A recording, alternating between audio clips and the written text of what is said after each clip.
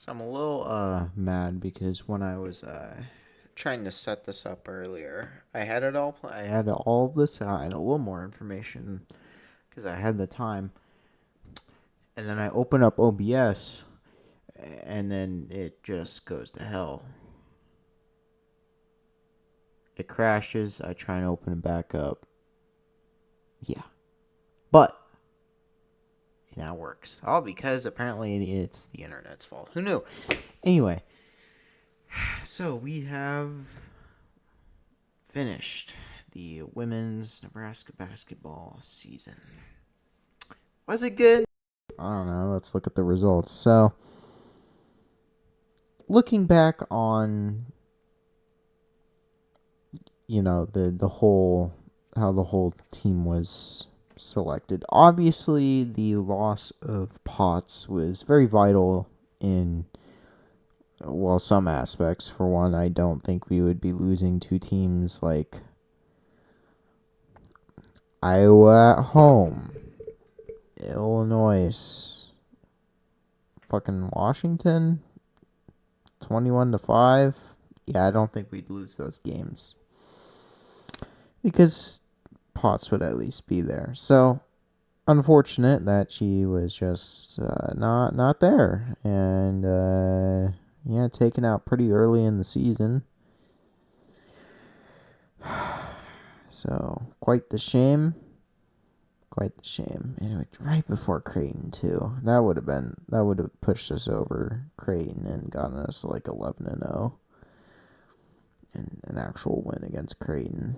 That would have been nice. But in that first 11 games, I question the teams. I mean, we played against Minnesota in that span as our one conference team. They were 16-1 at that point, and that was their only loss was to us.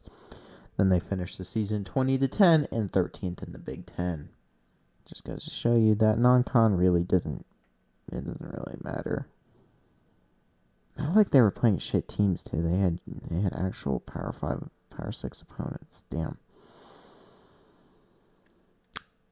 But looking back, it's very interesting to see how these games. Like, obviously, a 10-point win over Southeast Louisiana doesn't actually sound that great. Their actual abbreviation is SLU, but shut up. But what intrigued me is that they were first in the Southland, and like first by a long shot. They were 19-0 before they kind of threw their last game.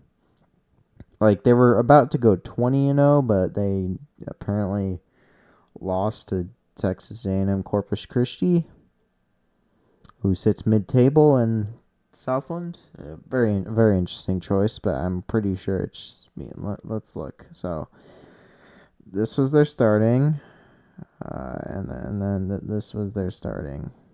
Yeah, I see a little bit of difference. Not everyone is there. Not everyone was starting. Well, maybe some of them were. But Southeast Louisiana, their only losses were to us, another smaller good team in Quinnipiac, who only had 3 losses on the year and second in the MEAC, and then Houston. Houston is 5-24. Oof.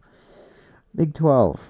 Yikes. So that's, something. I didn't expect this win to be good. I mean, it's not like they played that hard of a non-con. Us was the hardest, but they won all the games in the conference that they needed to. And then there was the next game, a much more convincing win over Southern. That Southern team just so happens to be number 1 in the SWAC, and not tied, actually, at number 1. Just needed to compete with Alabama A&M, who conveniently is their last opponent. How nice. How nice. But after losing to us, they started out the season a cool 0-8. Yeah, that didn't go well, but doesn't really matter because even though your first D1 win was in January 2nd, you still can run over the SWAC. But still a good win. And then further down the line into December, we get to Lindenwood, second in the Ohio Valley behind the team that they just lost to at the end of the season, losing the title. Before that and the Western Illinois loss, they had a 1, 2, 3, 4, 5, 6, 7, 8, 9, 10, 11 game winning streak. And yet they still weren't able to beat Omaha. God damn. But yeah, that was a much better win than I thought it was. And then Tarleton shows up. They're second in the SWAC with absolutely no chance at getting into first because number one is undefeated Grand Canyon in conference play, but they only have 2 losses overall. And then also there's Chattanooga, second in Southern. Beat them by, something a little more convincing. But I guess these wins make some sort of sense now. Like, it's not like we were playing fucking Western Carolina like some chaps over in Oklahoma did and put 122. Goddamn. Like, it's not like we were playing the Sisters of the Poor and we were playing the slightly better versions of those teams. So cool. The other ones are just not notable. Unfortunately, Omaha did not do as good in the women's basketball realm as they did men's. Quite the shame. But obviously the fall off, the toughest 3 road games that you could possibly ask for. Georgia Tech, UCLA, and USC. Not LSU. They're just okay. It seemed as if our only losses were to be against ranked opponents, and even then, Michigan State we beat. But then February hit and we crashed like a fucking meteorite. Like, holy shit. We barely escaped against fellow 8th place, tied for 8th place, Oregon, and we beat a ranked Maryland. But outside of that, we lost every single one of those games. We entered the month 16-5. 16-5. You know how great that is? 16-5. That's a 7 or maybe even a 6 seed. Even if you lose in the second round. 19-10, 8th. You're potentially mixing in with getting a double bye at the beginning of February. And now we're just dealing with this shit. What makes that Maryland game even more confusing was that was a road game in which we were down 11 by the first quarter. Fun fact, I fell asleep in the first quarter, woke up in the fourth, wondering what the fuck happened. So maybe I should sleep more during those games, but obviously, the finale was much easier as we were playing the Big Ten tournament. Northwestern, the only team with 2 wins in conference play, thanks to Rutgers' win today. And conveniently, our next opponent is Rutgers. Because, we didn't even get a first round bye. That's kind of a disappointment in my opinion. 19-10. If I get a... Wait, no, I don't have internet here. If I get a good look at last year's schedule, 2023-24 Nebraska women's basketball, they had significantly less harder teams in the early stage. Still lost it. TCU, but who gives a shit? There was definitely a good amount of interesting things that had happened. Obviously, Northwestern basketball. They still need to can them. And they got a bye last year. They were the 5th seed. The 5th seed. Yeah, 23-12. The 5th seed. It was 11-7 in conference play, which makes me think that we did worse in non-con, which we kind of did.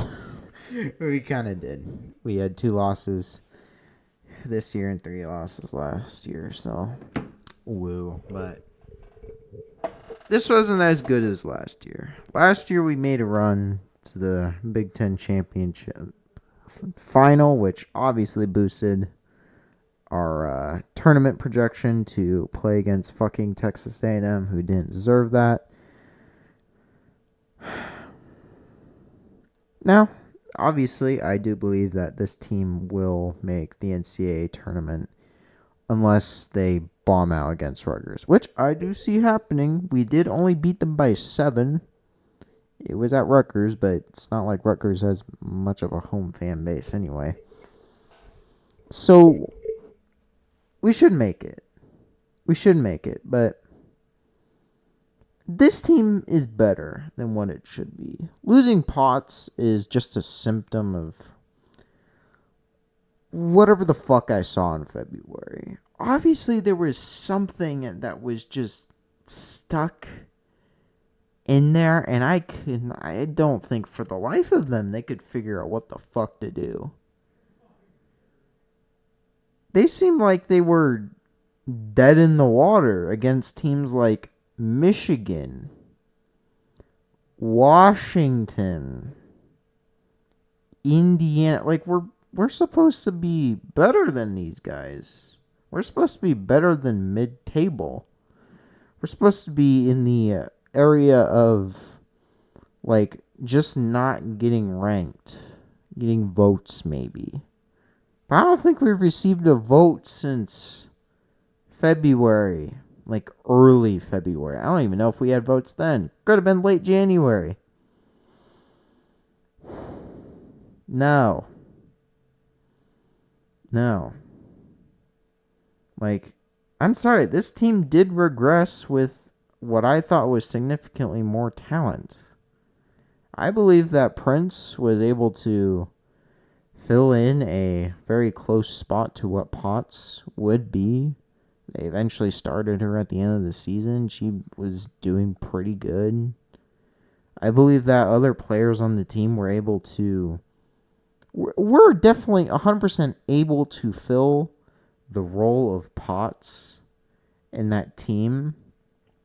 But there was just something that is stuck in the team. And I don't know if it's that lawsuit. I don't think it is. To be clear, I don't think that's what it is.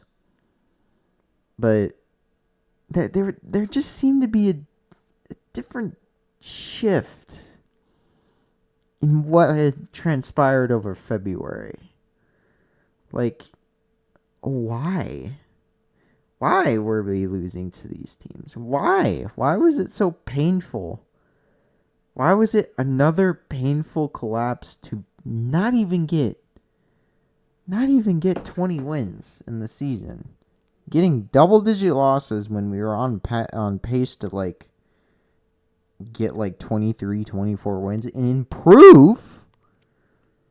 Like, if we flip any of the, like, if we flip the Indiana and Michigan results, which I, like, flipping the Michigan and Iowa results, which I do believe are the games that we should have won, like, a 24-7 second quarter is not us. A 22-11 third quarter was not us. In that, we still might have lost even if we tied that third quarter against Iowa. But that's not what the team is. And now we're going to have to play round one. Round one. I don't know. Round one is meant for the teams that, are actually not that great. And here we are. We're going to be playing in round one.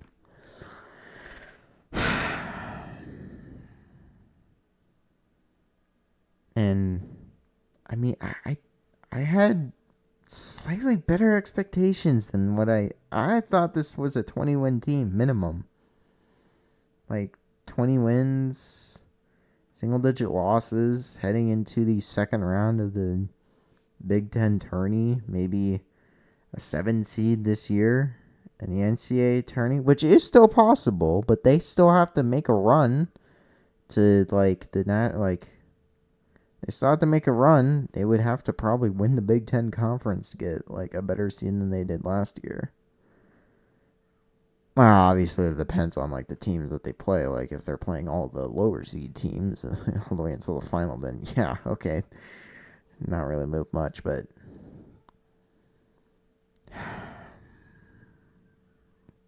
so I think for what I have seen, like obviously it's not a complete collapse, but for the sake of what I thought, we could have gone. Like I think a B would have been 20 wins. I believe that a B would have been 20 wins and, you know, 11-7, which was last year's. So I think for that I have to give this season a C. Like this was not the effort. Obviously Potts being out is not good, but this was not the effort that I believe the team could have had. I'd even give them a C minus, but for the fact that they at least didn't allow Iowa to sweep them this year and were ahead of them in the standings for once, I'll give them a C. Actually, for being ahead of Iowa, just give you a C plus. Because in reality, that's all we needed. Just be ahead of motherfuckers. You really thought you had someone after Kalen Clark? Nah, you fucking don't. Have fun playing whoever the fuck the 14 seed is, because I don't remember. Anyhow, next week will be the men's basketball review, but I will be. It's spring break, and I have a trip. I won't say where. I'm not sure if I'll do anything with it. I just won't say where.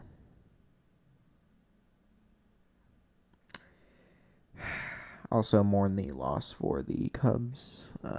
Their winning streak. They're not losing streak. My bad. And I'll see you guys probably after attorney. Goodbye.